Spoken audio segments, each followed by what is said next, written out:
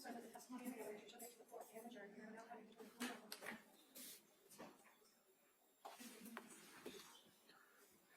Good afternoon. I'm going to ask you if you could keep your voice up and speak into that microphone. Okay, thank you. Great. Same thing. So make sure that all the jurors way down here even can hear you. Okay. Okay. Tell us your name It's Margaret Ham, and what town do you live in? Stoneham. And what do you do for work? I'm a labor and delivery nurse Where? at Mass General. And how long have you been working as a labor and delivery nurse? I started on our labor and delivery unit in 2012. Okay, so about what, 24 years ago? I started for the obstetrics department in 2006. Okay, so 20 years you've been working at Mass General between obstetrics and labor and delivery, right? Correct. Do you know Lindsay? I do. How do you know her? I was working on the labor floor when Lindsay first started with us. So this would be the labor and delivery floor, and she started as a nurse, correct? Correct. You had already been working there? Correct. And she was about, what, 24 years old? Roughly. And came in as a young woman as a nurse, correct? Correct. Can you tell us, to your let me ask you this, how many years did you work with her? She started, I believe, in 2015, and I worked until 2002 when she went out with Callan. About 7 years or thereabouts. Did you know that she had a child, Cora? Ultimately, that she had a child, a baby that was born very, very recently, Callan. In the years that you were working with her, were you able to observe, I mean, did she like being a nurse? Did she want to work, or was she a good nurse? What's your opinion? Lindsay loved being a nurse.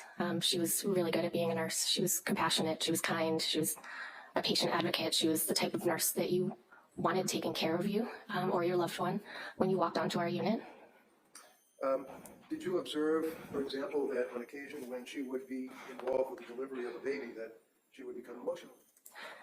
Lindsay was often emotional during birth of complete strangers. She would cry and she would just say that was so beautiful. You could just tell that she really loved being in that setting. Over those years, right up until the time of Callan being born, fair to say that you stayed friendly with her? Yes. And you're still friendly with her? Yes. Can you tell us, did you observe during the time you worked with her how she emoted or felt about her children, all three of them? Yes. Tell us anything that you recall.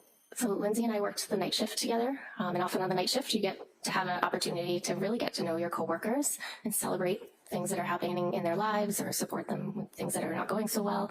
Lindsay asked a lot of questions of her coworkers about parenting, simple things as she would poll the nursing staff about monogrammed lunch boxes, right down to sleeping habits. What questions do you ask a daycare provider to make sure that you're in the right place? She was often asking her coworkers childcare, parenting tips. When she had Callan, after Callan was born in the late spring of 22, did you see her after the birth of Callan? I did not see her after the birth of Callan. Were you aware that she had taken a leave of absence from Mass General? Yes. Did you stay in touch with her by phone or text? I briefly kept in touch through text. After Callan was born, I reached out to her and I asked her for her address and how she was doing so I could send her a gift. And then a few months later, she circled back to me to thank me for the gift that I had sent her. Do you recall an incident on one occasion where she was looking or monitoring one of the children and the child was crying and you observed what happened after that? Yes. Yeah, tell us about that. Lindsay often checked in on her kids while they were sleeping at night. Again, we worked the night shift, and she had the ability to look at her phone and see what Cora or Callan were doing in their cribs, and she shared that with a lot of us. There was one particular night that Cora was crying. She was probably about 6 months old, and Lindsay never let Cora cry. She wasn't at that point in parenting, and she was very communicative about that. And Cora was crying on the monitor. It was the middle of the night, and maybe after 10 minutes, she started to call Pat, and he wasn't answering. And she got really worried that one, Cora was crying, but now Pat wasn't answering his phone. So in the middle of the night, she called the police to do a wellness check on her family. Okay. And while you were working the night shift, is that pretty much what you both worked together all those years? Yes. Would that be through the pandemic as well? Yes. Would you say that that was quite a bonding experience, being in labor delivery up close and personal with patients during the pandemic at night? Of course, it was a very challenging time as a healthcare provider. Thank you very much. You can inquire. Kamal? Morning. Good morning. So the incident that you just told us about where Ms. Clancy was watching the monitor overnight, you were aware that the police responded and everything was fine, right? Yes.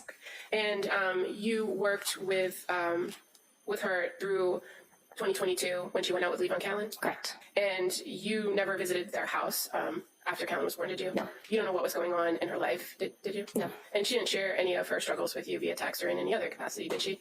No. And as a labor and delivery nurse, and having been trained in labor and delivery, and you said you worked obstetrics before, correct? Correct. Is it fair to say that you often have patients that come to you in both those areas that have some mental illness or are on psychiatric medications, right? Sometimes. And working labor and delivery, you have some training on how to handle patients that are on certain types of medications, right? Limited training, yes. Well, it affects how you're going to go through a birth plan or do a delivery if a person is on some sort of long-term medication, right? Right. And so you're aware that Zoloft is something that's deemed safe for pregnant moms and breastfeeding moms? Yes. And you've had patients that have dealt with bipolar issues before? Yes. And that they have to remain medication compliant in order to manage those things, right? Yes. Thank you. Nothing further. Ms. Bennington? So your experience dealing with patients that have birthed a child, as the district attorney asked, and are on Zoloft and expressing issues of being a parent, were you aware of any incidents where Lindsay was with you and a woman did in fact express concern that she wanted to hurt herself or her child? There was a particular patient that Lindsay was on staff when this patient arrived. It was a patient that arrived to the unit that had plans to harm herself while she was pregnant. And we had a conversation. Lindsay was brand new. It was the summer that she had just started. And we had a conversation about mental health in pregnancy and postpartum. And I asked her if she had ever heard of the Andrea Yates case, and she hadn't. And I explained that to her, and she cried. And she said, how could a mother hurt her children? Thank you. All set. Thank you. No. No. All right, let me sit down, thank you.